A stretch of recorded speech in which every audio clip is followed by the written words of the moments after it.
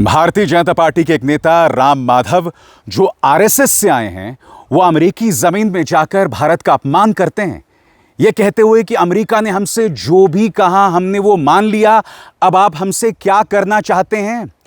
और जब भारत में बवाल होता है तो कहते हैं कि मुझसे गलती हो गई, मैंने गलत बात कही।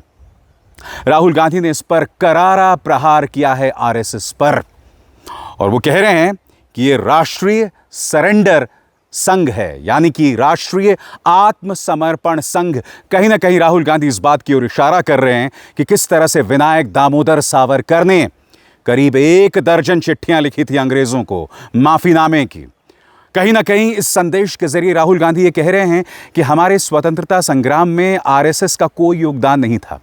मौजूदा भारतीय जनता पार्टी के जितने वैचारिक पूर्वज थे, या तो मोहम्मद अली जिन्ना के साथ सिंध और बंगाल में सरकारें बना रहे थे, एनडब्ल्यूएफपी में सरकारें बना रहे थे, या फिर ये कह रहे थे कि हमें अंग्रेजी सेना का साथ देना चाहिए, सुभाष चंद्र बोस का नहीं।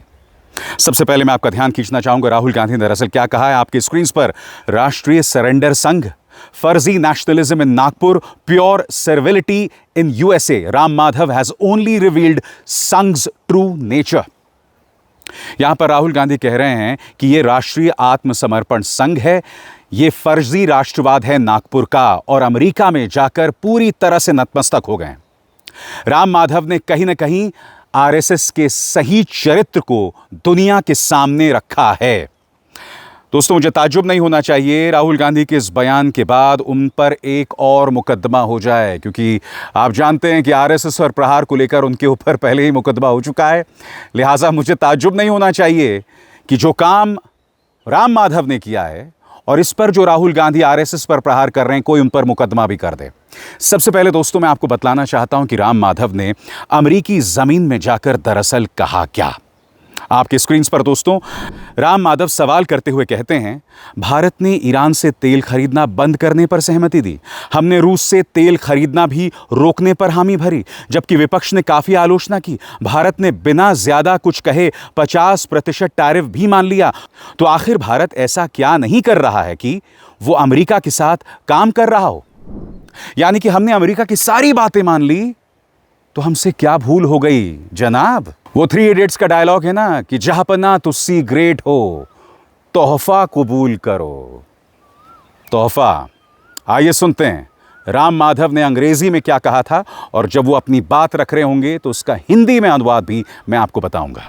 We agreed to stop buying oil from Iran. We agreed to stop buying oil from Russia, facing so much criticism from our Indian opposition. We agreed for 50% tariffs. Agreed means we did not say anything. We maintained our patience. 50% tariffs we agreed. Today, in the new trade deal also, we agreed for 18% tariffs, higher than what it used to be. I mean, average tariff. So, where is India lagging behind in that? What are those issues that where India is not doing enough? मैं आपको बतलाना चाहूंगा दोस्तों, राहुल गांधी ने कई बार संसद के अंदर, सड़क पर यह मुद्दा लगातार उठाया है।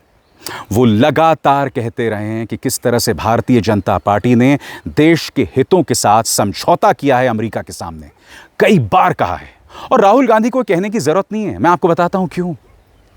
क्योंकि खुद डोनाल्ड ट्रंप ने 56 बार यह कह दिया है कि ऑपरेशन सिंदूर प्रधानमंत्री नरेंद्र मोदी ने मेरे कहने पर रोका, जब मैंने उनको व्यापार का झुनझुना दिखाया और जब मैंने उन्हें धमकी दी, और हमारे प्रधानमंत्री ने आज तक अपना मुंह नहीं खोला है, आज तक अपना मुंह नहीं खोला। लिहाजा मुझे राहुल गांधी की जरूरत नहीं है यह बात सुनने के लिए। बहरहाल राम माधव भारत आते हैं और जब इस पर बवाल होता है तो इस पर माफी मांगते हैं, यानी कि अमरीकियों के सामने जाकर कहना कि जहापना तुसी ग्रेट हो, तोहफा कबूल करो, और यहां पर आके कहना कि मुझसे भूल हो गई, मैंने गलत कहा। सुनिए उन्होंने क्या कहा। मैंने जो कहा था वो गलत था। भारत ने कभी भी रूस से तेल आयात रोकने पर सहमति नहीं दी थी, और 50% टैरिफ लगाए जाने का उसने जोरदार विरोध भी किया था। मैं बस दूसरे पैनलिस्ट को एक सीमित जवाब देने की कोशिश कर रहा था, लेकिन तथ्य के तौर पर वो गलत था, इसलिए माफी चाहता हूं, वो कह रहे हैं। मैं यही तो समझना चाहता हूं दोस्तों, जब प्रधानमंत्री नरेंद्र मोदी अमेरिका जाते हैं और डोनाल्ड ट्रंप भारत के बारे में अनाप शनाप बातें कह रहे होते हैं, टैरिफ किंग बता रहे होते हैं, तब प्रधानमंत्री नरेंद्र मोदी के चेहरे पर एक मुस्कान होती है। मैं प्रधानमंत्री नरेंद्र मोदी की हंसी, उनके मुस्कान का फैन हूं। बहुत खूबसूरत अंदाज में वो मुस्कुराते हैं, मगर जब देश हित की बात होती है तो आपको बोलना पड़ेगा। आप पीछे नहीं हट सकते हैं, किसी कीमत पर ही पीछे नहीं हट सकते हैं। याद कीजिएगा, डोनाल्ड ट्रंप ने सोशल मीडिया पर यह पोस्ट साझा किया था, जिसके अंदर एक टॉक शो होस्ट ने कहा था कि भारत एक हेल होल है, एक नर्क है। और वो आगे ये भी कहते हैं कि जो भारतीय नागरिक, ये जो भारतीय हैं अमेरिका में बसे हुए, वो गैंगस्टर्स हैं जिनके हाथ में लैपटॉप है। आपको याद है ना, उसके बाद विदेश मंत्रालय की कितनी कमजोर और सतही प्रतिक्रिया आई थी। पहली जो प्रतिक्रिया आई थी उसमें तो उन्होंने ये कह दिया था, इस पर जवाब देने की कोई जरूरत नहीं है, हम इसे यहीं पर छोड़ देना चाहते हैं। मगर फिर जब बवाल मचा, तब जाकर आपने उस पर अपना बयान दिया। और यही वजह है कि कांग्रेस ने उस वक्त प्रहार किया था। गुरदीप सिंह सप्पल ने इस पर क्या कहा, मैं आपको पढ़ के सुनाना चाहता हूं। यहां पर गुरदीप सिंह सप्पल जो हैं, राम माधव के बयान पर भी करारा प्रहार बोल रहे हैं। सुनिए क्या कहते हैं गुरदीप सिंह सप्पल। यही तो गलती की, मोदी झुक गए और ट्रंप अब और झुकाना चाहते हैं। Strong sovereign countries negotiate from a position of strength. Rahul Gandhi का लोकसभा का भाषण एक बार फिर सुनिए। भारत के पास लेवरेज है, नया युग एआई का युग है और उसका ईंधन डेटा है जो भारत के पास है। उस ताकत पर और भारत की पारंपरिक ताकत पर वार्ता होनी चाहिए, मगर यह हो ना सका क्योंकि मशहूर शायर कैफी आजमी के शब्दों में, कैसे बाजार का दस्तूर तुम्हें समझाऊं, बिक गया जो वो खरीदार नहीं हो सकता। याद कीजिएगा दोस्तों, एआई के मुद्दे पर राहुल गांधी ने संसद में कहा था कि डेटा ताकत होती है, मगर इस सरकार को कोई परवाह नहीं है। अगर आप भूल गए हो तो फिर से याद कीजिए राहुल गांधी ने लोकसभा में क्या कहा था एआई और डेटा के मुद्दे पर। And I would say that the central strength is our people. 1.4 billion people, brilliant, energetic, dynamic, who can challenge anybody in the world. Biggest strength. But it's not only the people. Because in the 21st century, very interesting thing has happened. People create data. So we have the biggest data pool on the planet. 1.4 billion people means massive amount of data is being generated in India, and data is wealth. Everybody talks about AI. But talking about AI is like talking about the internal combustion engine without talking about petrol. The petrol for AI is data. So let me repeat that. The petrol for AI is data. Meaning if you have AI and you don't have data, you have nothing. If you have AI and you don't have data, you have nothing. Now, which are the two biggest pools of data on the planet? The Indian pool of data and the Chinese pool of data. They also have 1.4 billion people. We have bigger population than them. We allow more freedom. We allow our people to do more dynamic things. So we have in fact more interesting data. स्वतंत्र और आजाद पत्रकारिता का समर्थन कीजिए, सच में मेरा साथी बनिए। बहुत आसान है दोस्तों, इस ज्वाइन बटन को दबाइए और आपके सामने आएंगे ये 3 विकल्प, इनमें से एक चुनिए और सच के इस सफर में मेरा साथी बनिए। अफसोस की बात यह है दोस्तों कि भाजपा सिर्फ राहुल गांधी का मजाक बना सकती है, उसके खिलाफ कोर्ट केसेस कर सकती है। जो लोग सवाल करते हैं उन्हें देशद्रोही बता सकते हैं। मुझे ताज्जुब नहीं होगा कि मैं जो कार्यक्रम कर रहा हूं, जिसका मकसद राष्ट्रहित है, नेशनल इंटरेस्ट है, आप देखिएगा कमेंट सेक्शन में अंधभक्त आके मुझे ही गाली देंगे, जबकि आप जानते हैं कि मेरे मन में इस देश का हित है, मेरे देश का हित है और उसके अलावा कुछ नहीं।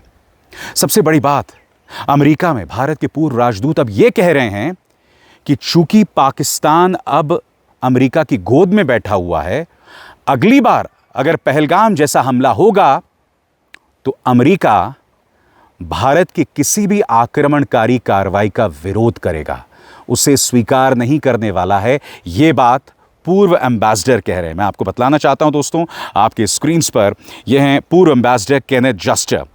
और केनेथ जस्टर ने क्या कहा मैं आपको पढ़ के सुनाना चाहता हूं। पाकिस्तान के अमेरिका के साथ अच्छे रिश्तों की वजह से भारत अगली किसी भी बड़ी सीमा पार आतंकी घटना पर अपनी प्रतिक्रिया सीमित रख सकता है। सुनिए केनेथ जस्टर क्या कह रहे हैं। Finally, let me touch on Pakistan's successful courting of the Trump administration, which now extends to being an intermediary in the U.S.-Iran talks. Obviously, on multiple levels, and for many reasons, this is an irritant to India and a surprise to many of us, and I don't need to enumerate all the reasons for that. But it may also have a practical impact on India. Pakistan's warm relations with the United States may cause India to limit its response to the next significant cross-border terrorist incident. At the very least, unlike other previous incidents, and I was ambassador when we had the Pulwama and Balakot incident, India may have doubts as to whether the United States will support a muscular response to Pakistani-based terrorist groups. Of course, as someone involved in U.S.-India relations in both the public and private sectors over the last 26 years, I hope that we get our bilateral relationship fully back on track, with each side taking the necessary steps to truly make a mutually beneficial partnership.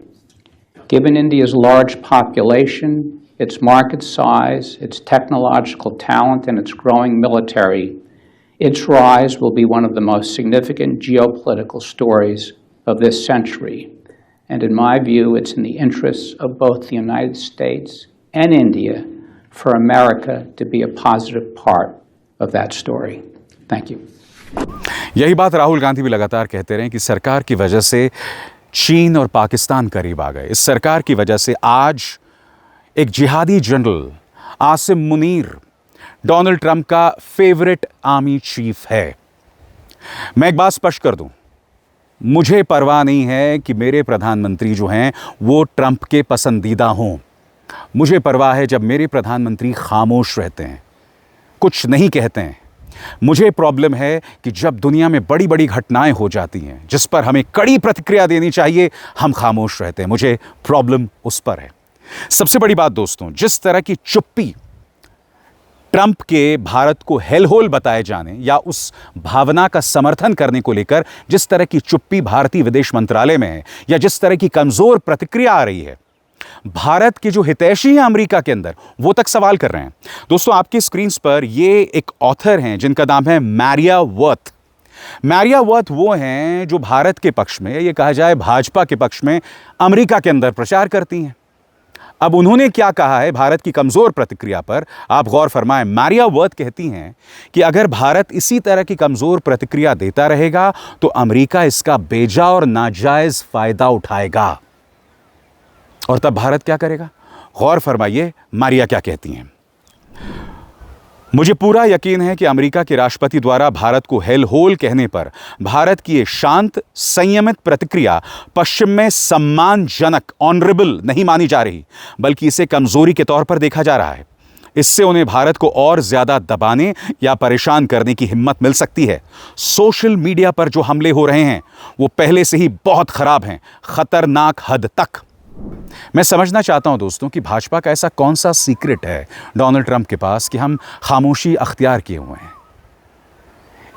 एक के बाद एक बड़े बड़ी घटनाएं हो जाती हैं, सरकार खामोश रहती। मैं यही तो समझना चाहता हूं क्यों। और अब इस खबर पर गौर कीजिए, 50% टैरिफ ये सब चल रहा था। अब इस खबर पर गौर कीजिए, अमेरिका ने क्या किया है। अमेरिका के यूएस डिपार्टमेंट ऑफ कॉमर्स ने भारत से आने वाले सोलर सेल्स और पैनल्स पर 123% एंटी डंपिंग ड्यूटी लगा दी है।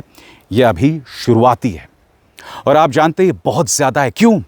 क्योंकि इंडोनेशिया पर करीब 35% है और लाओस पर 22% और भारत पर कितनी है? 123%। मैं फिर कहना चाहता हूं, डर किस बात का है? क्या वो मामला जो एक अमेरिकी अदालत में फंसा हुआ है, जिसमें प्रधानमंत्री नरेंद्र मोदी के परम मित्र गौतम अडानी फंसे हुए हैं? आप जानते हैं कि अमेरिका की एक अदालत ने गौतम अडानी के खिलाफ समन जारी किया है। और उस पर हमारी सरकार खामोश है। क्या यही वजह है कि डोनाल्ड ट्रंप कुछ भी कहते रहते हैं, हम कुछ नहीं कहते हैं? और अब देखिए साहब, एंटी डंपिंग के तहत 123%। कहीं ना कहीं अमेरिका समझ गया है कि भारत कोई प्रतिक्रिया नहीं देगा। कभी हेल होल कहना, कभी राम माधव का जाके अमेरिका में जाकर गिड़गिड़ाना कि साहब हम तो जो आप कह रहे हैं वो कर रहे हैं। और अब भी यहां का प्रचार तंत्र यह कहता है कि प्रधानमंत्री नरेंद्र मोदी विश्वगुरु हैं। इस देश के विदेश मंत्री एस जयशंकर की यह हिमाकत कि वो ये कहें कि दुनिया में जो भी फैसला लिया जाता है उसमें पहले भारत से राय ली जाती है। कौन सी राय भाई? अब मैं आपको बताना चाहता हूं दोस्तों, यह खबर कितनी खतरनाक है। जैसे मैं आपको बता चुका हूं कि इंडोनेशिया 35%, लाओस 22% और ये जो एंटी डंपिंग ड्यूटी के तहत भारत पर 123% जो है टैरिफ लगाया गया है आपके स्क्रीन्स पर। इससे पहले ही अमेरिकी सब्सिडी CVD के नाम पर भारत पर 125% ड्यूटी प्रपोज कर चुका है अमेरिका। अगर दोनों मिल जाएं तो कुल टैक्स करीब 250%, 200+ तक जा सकता है। मतलब अमेरिका में भारतीय सोलर सामान बेचना लगभग नामुमकिन। अब आपके जहन में सवाल होगा कि कौन कौन सी भारतीय कंपनियां इससे प्रभावित होंगी। गौर फरमाएं, 4 कंपनियां टारगेटेड है। Mundra solar PV, Mundra solar energy, Kowa, premier energies, इन सब पर 123% ड्यूटी लगेगी और 90 दिन पहले ही शिपमेंट्स पर भी लागू हो सकता है। अब आपके जहन में सवाल होगा कि अमेरिका ऐसा क्यों कर रहा है? तो गौर फरमाएं, अमेरिका का तर्क यह है कि भारत सस्ता बेच रहा है, यानी डंपिंग। भारतीय कंपनियों को सरकार से मदद मिलती है, सब्सिडीज। इससे यूएस की लोकल कंपनियों को नुकसान हो रहा है। यह केस यूएस की सोलर इंडस्ट्री ने ही उठाया था। अब आपके जहन में सवाल होगा कि भारतीय कंपनियों पर इसका क्या बुरा असर पड़ने वाला है। गौर फरमाएं, शॉर्ट टर्म की अगर बात करें तो कीमत बहुत बढ़ जाएगी। अमेरिका में बेचना मुश्किल, शिपमेंट्स रुक सकती हैं या सस्ती करनी पड़ सकती है। कुछ कंपनियों पर पुरानी शिपमेंट्स का भी रिस्क। मीडियम टर्म की बात करें तो कंपनियां दूसरे देशों में एक्सपोर्ट बढ़ाएंगी, भारत के डोमेस्टिक मार्केट पर ध्यान देंगी। मगर दूरगामी बात करें तो नंबर 1, भारत के एक्सपोर्ट वाले ग्रोथ मॉडल को झटका लग गया है। अब डाइवर्सिफाई करना पड़ेगा, यानी कि दूसरे देशों में जाना पड़ेगा, यूरोप में जाना पड़ेगा, मिडिल ईस्ट में जाना पड़ेगा। ये तमाम मुद्दे हैं और हम इसे खारिज नहीं कर सकते हैं। मैं फिर आपसे पूछना चाहता हूं, इस खामोशी की वजह क्या है? क्या वजह है कि अमेरिका एक के बाद एक ये कदम उठा रहा है और हम कुछ नहीं कर रहे हैं?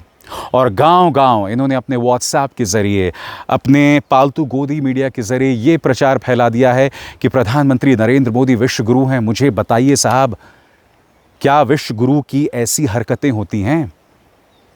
मुझे बताइए साहब, क्या एक पॉलिटिकल पार्टी जो मानती है कि प्रधानमंत्री नरेंद्र मोदी विश्व गुरु हैं, क्या उस पॉलिटिकल पार्टी की ऐसी हरकतें होती हैं?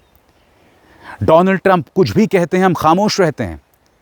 टैरिफ लगाते हैं, खामोश रहते हैं, सिर झुकाकर पालन कर लेते हैं। ईरान को लेकर आदेश आता है, रशिया को लेकर आदेश आता है, हम मान लेते हैं। और सबसे ज्यादा बेइज्जती की बात, हम अमेरिका जाकर कहते हैं कि आपने जो कहा जहांपना, हमने वही किया। ये ठीक नहीं है दोस्तों। एक भारतीय होने के नाते आपका खून खौलता है।